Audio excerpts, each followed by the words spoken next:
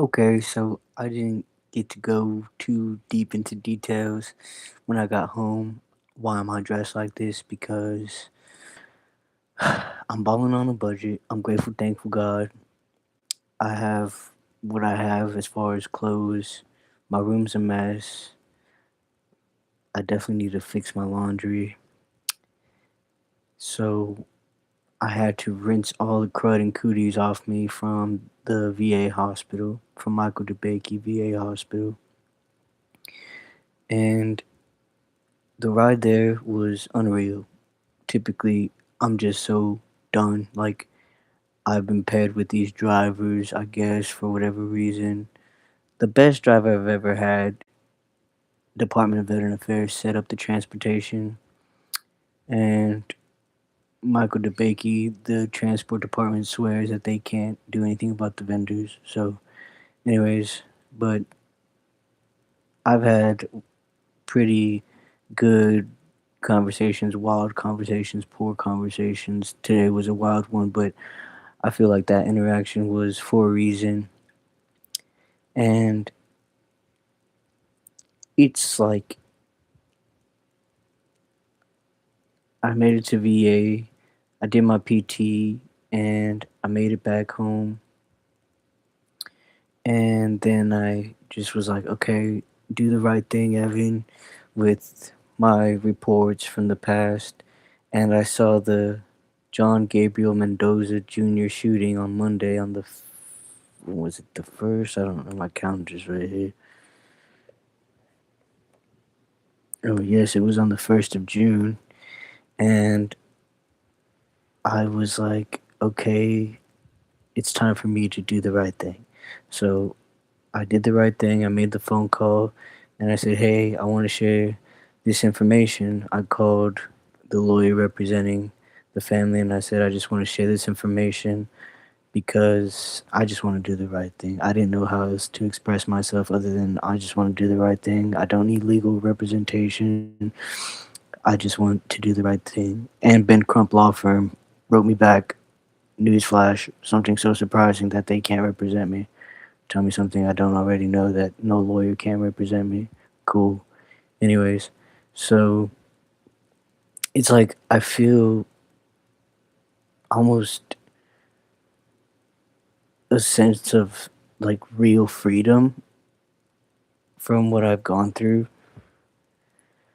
but at the same time, it's like there is that uncertainty, I suppose. It's my nap time. I have to replace my shower time with my nap time because I already showered. I was like, I can't lay down with all the cooties from the hospital. Excuse me.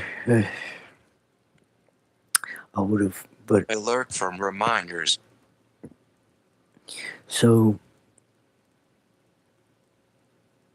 I just feel like that uncertainty of where do I start? Well, first I gotta start with this nap and then some homework because I'm behind on homework and homework is due today.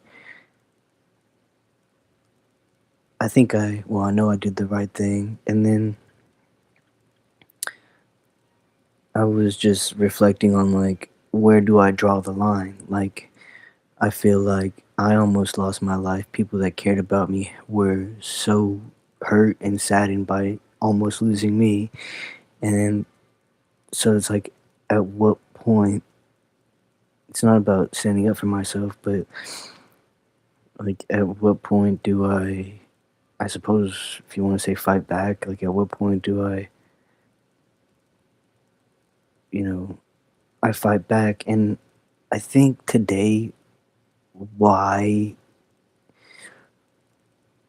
maybe external factors played out the way that they played out is because I'm already making a difference. Like, I'm already making an impact in a way so many people swear they've made an impact.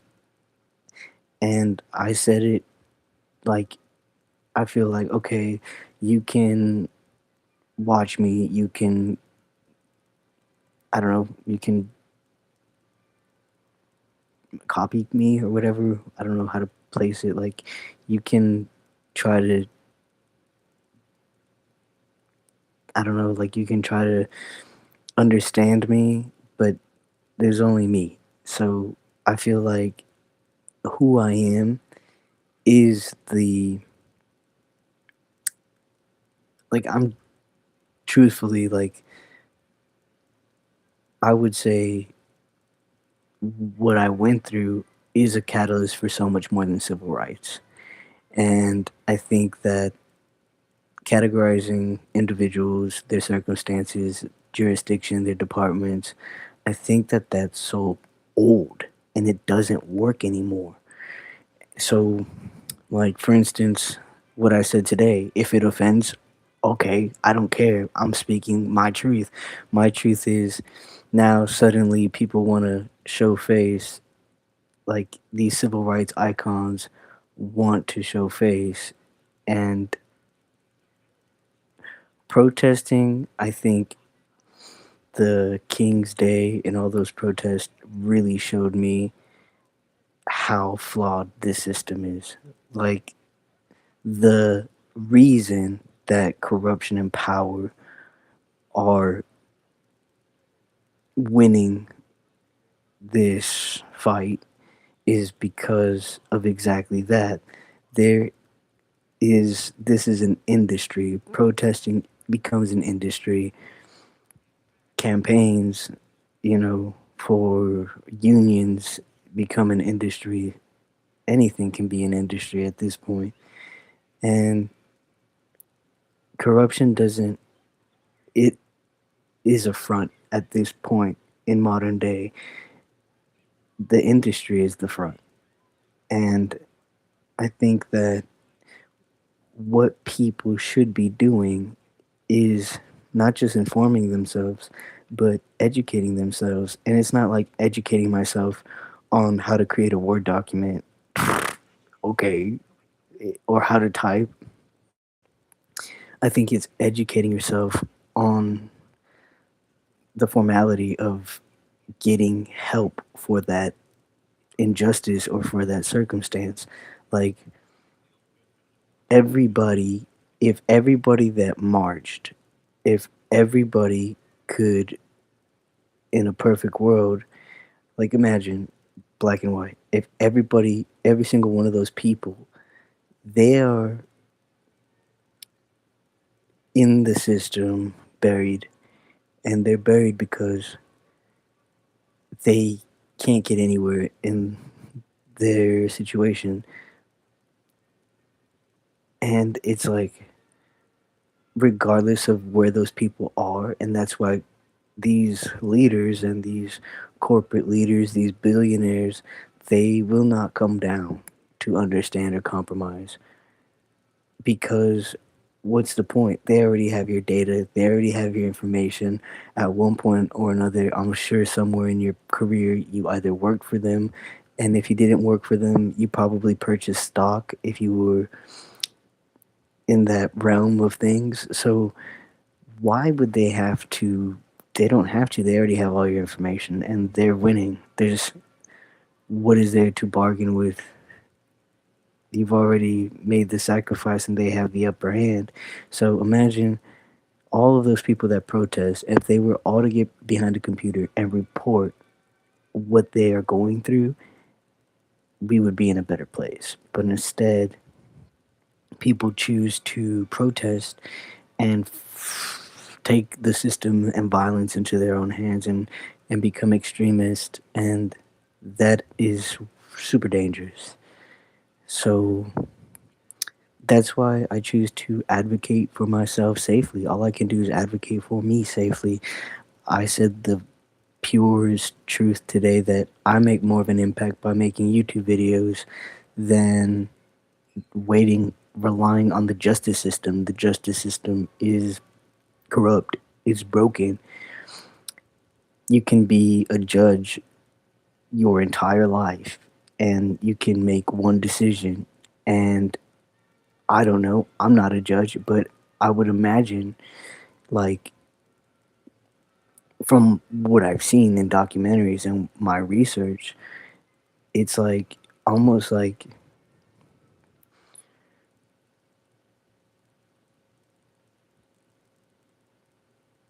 kind of like capturing everything is never enough. Like capturing justice into one decision, it's never enough. And in this arbitration process, I think that I've understood that it's not that no one or everybody leaves unhappy. I think that it's almost in an arbitration, like an arbitration truly doesn't leave any stone unturned.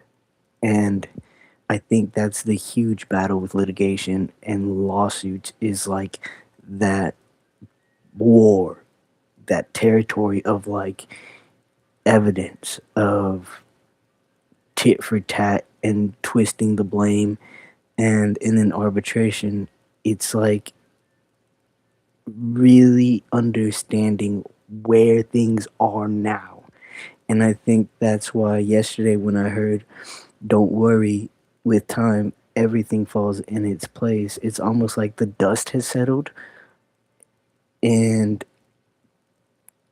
even though the dust has settled, and kind of like when you level out flour, I imagine it like if you if I can compare it to baking or cooking, it's like you can't measure liquids and dries the same. And if we're talking about the scales of justice or scales, it's kind of like understanding the value, not so much of what you use to measure, but what is being measured and what is at stake in this arbitration. And I think that the core of me rebuilding myself is that comprehension of like, I have been treated in a way that no human should be treated, right? And it's like, I have to comprehend now that I may not have designer clothes, I may not have all the money in the world. Am I fighting for it? Yes, because there is no monetary value that can replace my life and the life that I lost. And that is my reality. To some, it may be unreal and ludicrous and whatever, but that is my reality. And that is the reality of these billion-dollar corporations. That is the reality of the security. And like I said, when I initially went through this process or processes, I said, you know, I don't think that even modern day government understands the security that billionaires have. They just don't. I don't think any president will comprehend the security that billionaires have. And that's honestly why technocracies thrive. They don't need political heads, they don't need political or civil rights icons. It doesn't matter how long you've been in the civil rights movement, in the public service movement, how many years of your life that you've dedicated to making America great. Because in a technocracy, it's about the power, the surge of actual power that you own, that you control, and they use this to their advantage. I mean, for their security.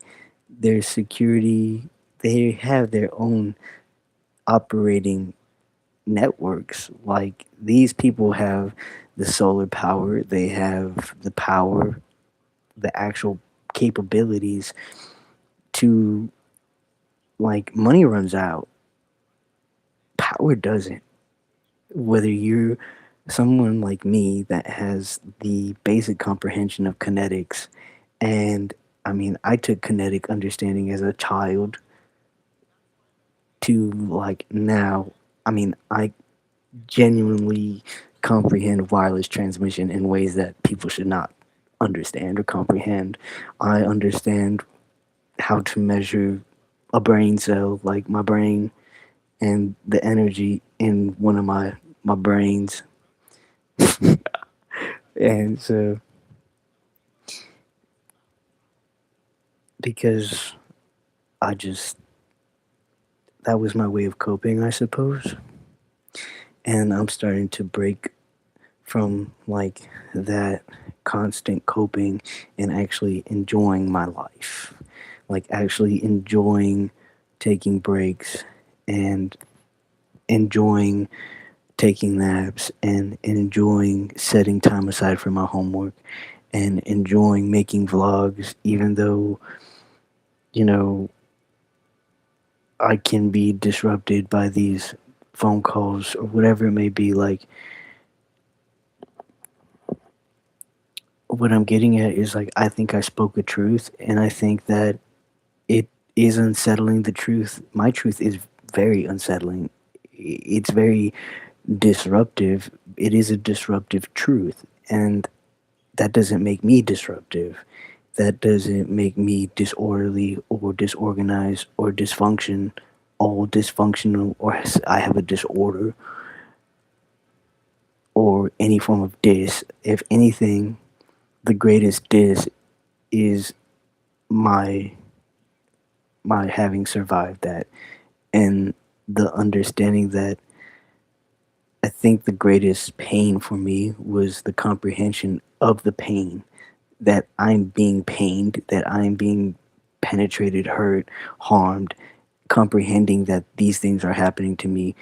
That's a suffering that no one should have to go through. It's one thing when you absolutely just do not know that these things are happening to you and it happens to you, but having that awareness of not just who you are, but what is actually happening to you, what is taking place, and having that contradictory external environmental factors of dumb individuals. And like some, like Ronnie put it to me today, like when you're outnumbered, don't even try, because people will try to overtake you. And that's where I was in so many ways. I was outnumbered in a workplace. I was outnumbered in the homeless shelter with, and then the people that did understand me or had the comprehension of really understanding what I was going through, like that was my only support. And now I'm just like, okay, I'm breaking free from all that. And I think that what I say, it may sound distorted and super far fetched to most, but I don't really I appreciate everybody that has helped me. And honestly, I appreciate everybody that has not helped me. Everybody that has not helped me up until this point has shown me how crooked and corrupt this system really is. And it's really like that TikTok. Corruption is only wrong if I'm not partaking in it. If I'm not participating, that's when it's wrong.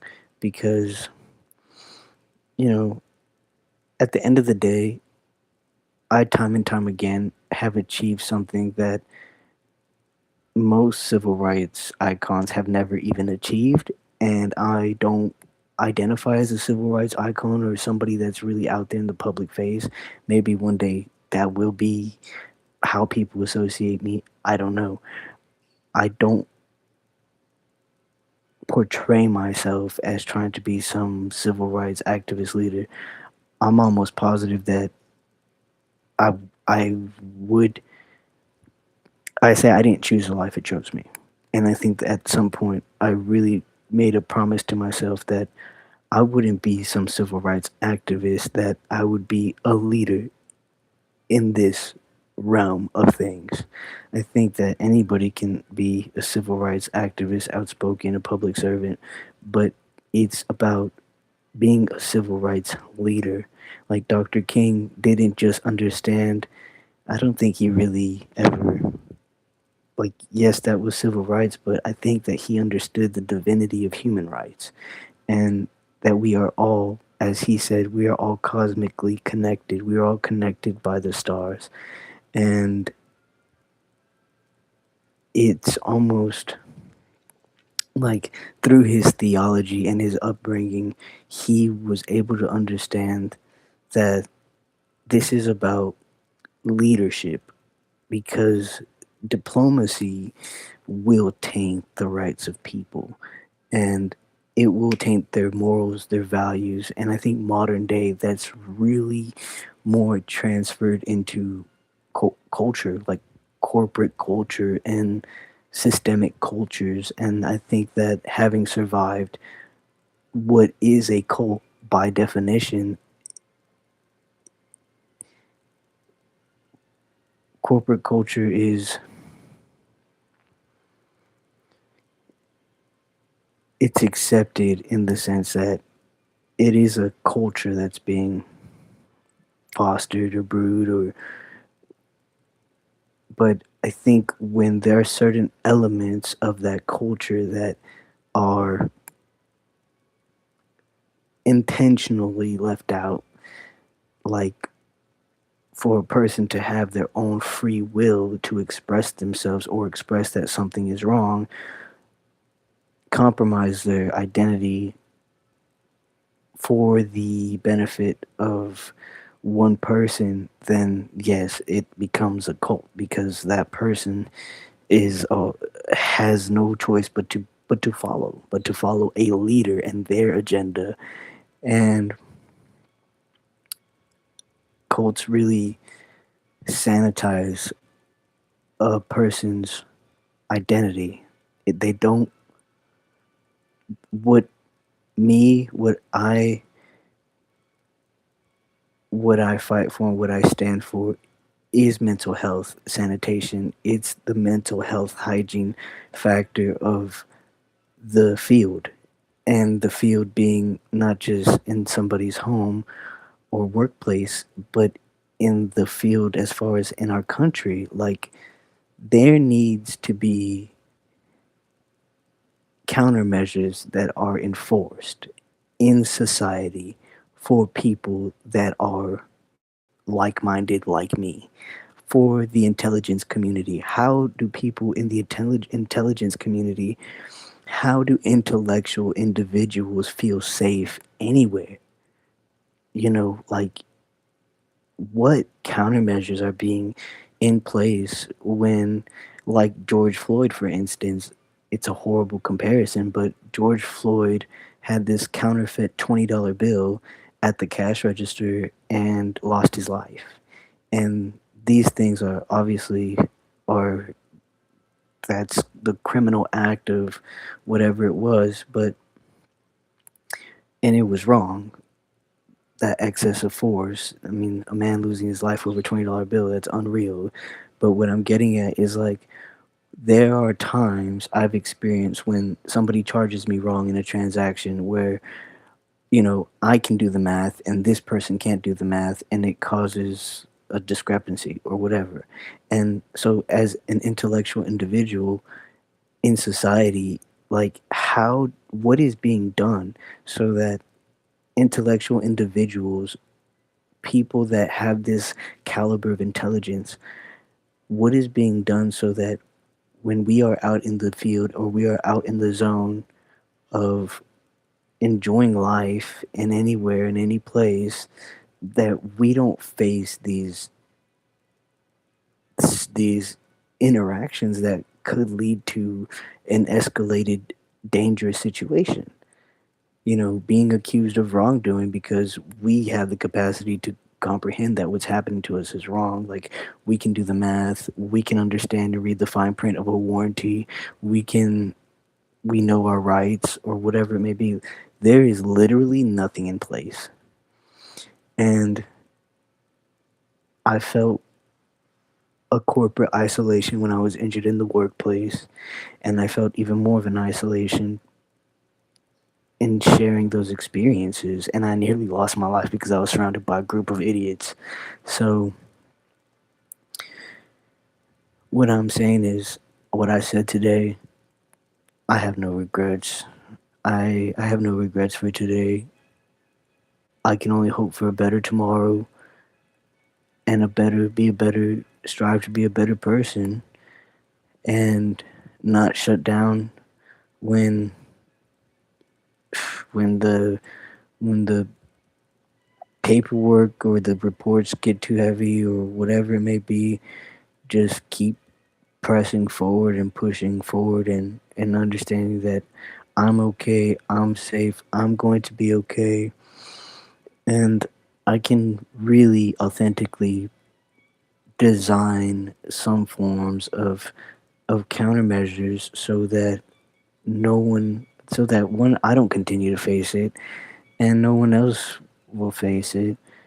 And I really find no matter what, like me making these videos and posting them, me going live, me sharing my story, like I feel this is the future of the justice system. And the more that people begin to realize that,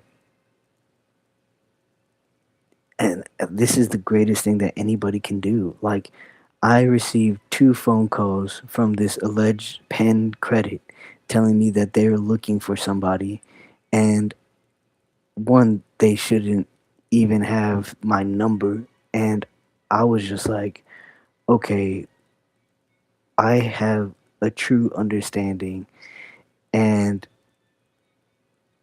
awareness of like, you shouldn't even have my number. And the operators on the other side of the line, they were super aggressive and wanted anonymity. And I'm like, there's nobody on planet Earth that should have this much anonymity. It's super phony, super scammy. And I was like, okay, well, I reported it to the FTC the first time, and then they called me again today, and then I called back and it was an AI, and I was just like, oh, okay. So then I Googled the number, and then I called them, and then I spoke to a Diane. First lady was Stephanie Morrison. She called me and was like, are you so and so? And I'm like, what agency are you with? And I was just like, wow, we're really going to do this. Like, I'm Evan Mendez. I I have never ever experienced. I was at the shelter, I was at work, I went to college, and nobody has ever misgendered me or called me other names. I don't know how you misidentify me, I suppose, than as of recent. And I'm just like, okay, well, maybe you should have done and listened to me when I went. Someone put it like this. Oh, what did they say? Oh, doing what we were taught to do by calling 911. I was doing what I was taught to do. And people, they really just degraded me and called me crazy and said I had adult psychological abuse and didn't believe me. And now I'm lucky I survived what I survived and get to the end of my day. And I I feel like, okay, like, yes, I'm exposing myself publicly. That's Most people don't even have the vulnerability or comprehension to understand the vulnerability. And here I am doing more than anybody I ever know. I have shared my tax records. I have shared more than a lot, like so many of my documents. I don't even care. Like, people can have everything. I don't know one president of the United States that's ever shared their tax records. I don't know. I mean, I don't know of anyone historically that's ever been so transparent as I have. Like, because I know my truth and that I'm not hiding any form of my identity or my truth, but at the same time, there is an appropriate way to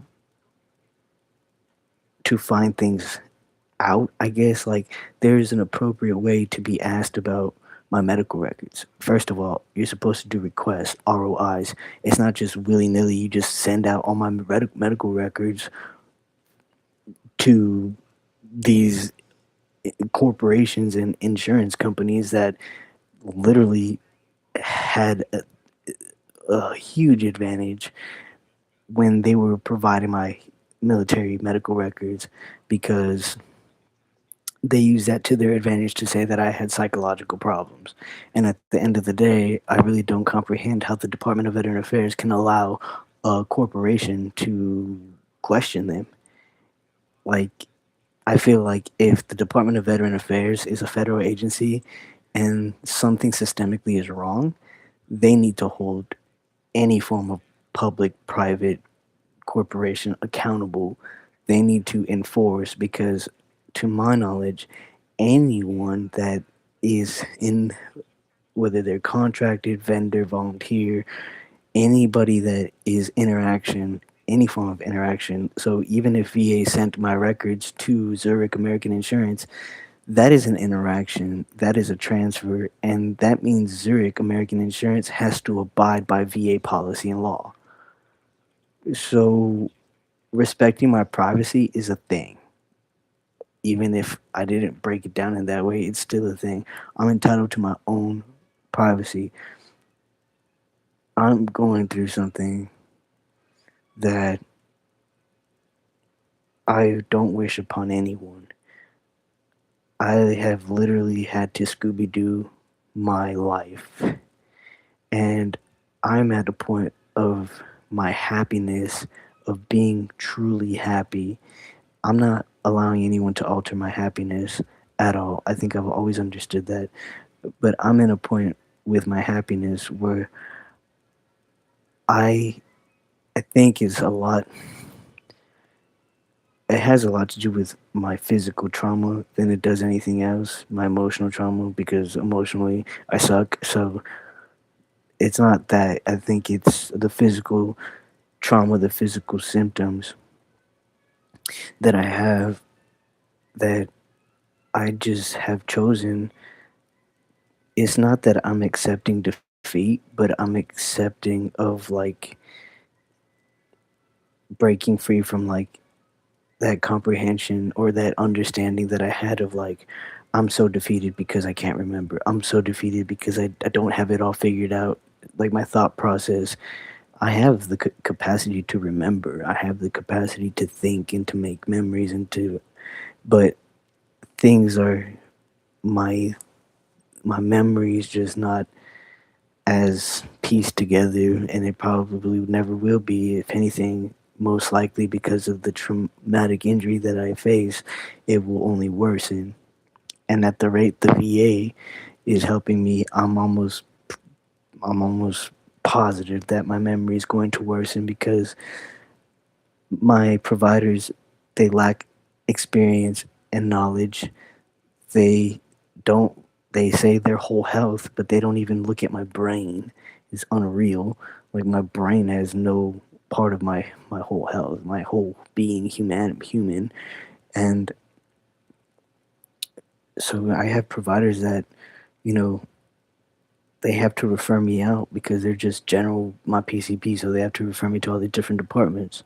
And I don't know, like I just feel so it's awful. Like I went to Baylor Chi St. Luke emergency room, and the doctor just instantly was like comprehended that they don't specialize in the type of doctor that I need, but they understood that I needed urgently needed help, and they got me the help that I needed. And here daily, my PCP, I the word is tantalizing, I suppose. Yeah, that's what these interactions are.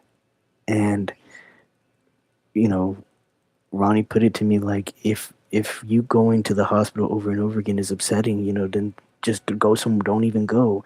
And I understand that it's not that like I have no anger. How can I have anger when I know in a spiritual way that I'm okay? But it is the truest and the greatest thing that I can do is not allow people in that hospital to shun me, to make, first of all, their doctors or whomever, a lot of them have never served. I recently saw that most people are, they don't even, a lot of employees, I don't know the exact research or numbers, but last I saw was that a majority of VA workers are have never served their country. They're just civilian. And what I'm saying in so many words is I'm not ashamed to say that all of these greats, these people that have been in the civil rights movement, everybody's fearful. They have been fearful. And I think I deserve the respect and care and treatment that I deserve having spoken out to this level. And before I go offline, even though it might sound like I've been a jerk and over explain myself, I really do hope that it's not going to be today. It may not be tomorrow, but I really do hope that when I do step out into publicly into the open and share my story with the world, I really do hope that when my story gets more attention and builds and builds and builds, which it will because I'm starting, I really do hope that all of these lawyers that have told me no, I hope that they're prepared for an answer to answer why.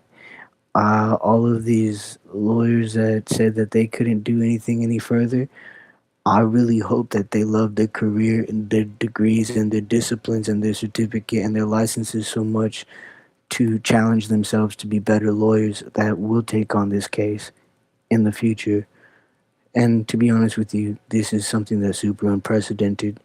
So I think that, well, I know that it's happening to more employees, that it has happened to more Tesla employees. I'm just the only one that's speaking out at this caliber, like at this degree. I'm the only person that is choosing to speak out at this level. And people that knew me in the workplace could say that guy went off grid, whatever. I don't know. I don't care.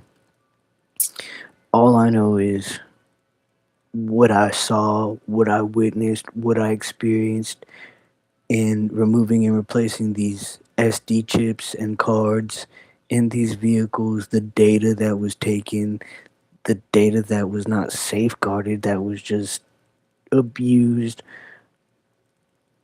Everything that I experienced in that place was wrong.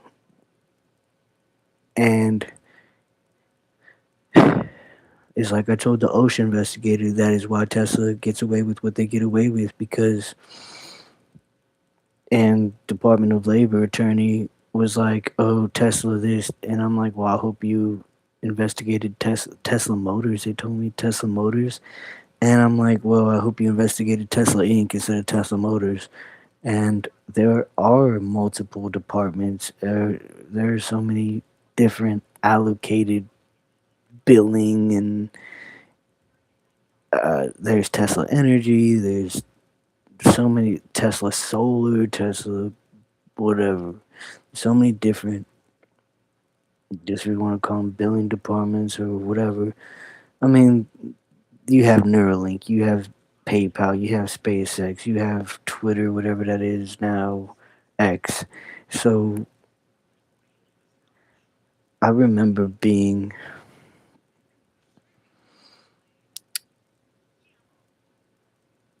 I just remember like laying down in bed and my phone going off and it was Elon tweeting, and I'm like, can I just live my life? Like,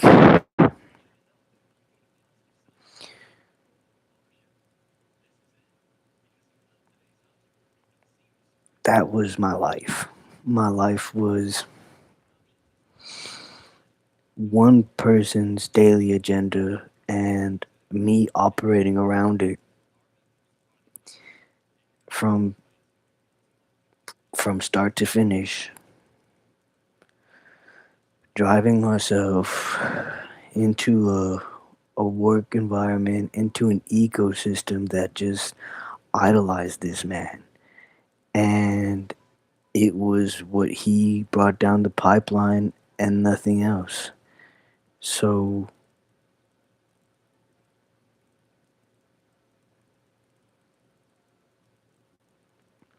it's just tough for me to really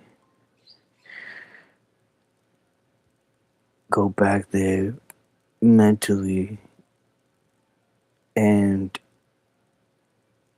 it makes me sad that a lot of those people in the workplace, even now, I'm sure they think that this NDA is everything, and I lost my life over a piece of paper and it was never worth it. I, I lost more than that. More than my actual physical life. I lost the life that I lived, the life that I built with another individual. So I know that it's wrong. Well, it's criminal. What happened to me is super criminal, and there was still is no justice, no accountability. I'm talking now, and I can't blame myself for everything. I can't blame myself for what I didn't know. But I think for so long I was just so critical. I was very hard on myself, probably super brutal on myself. Like,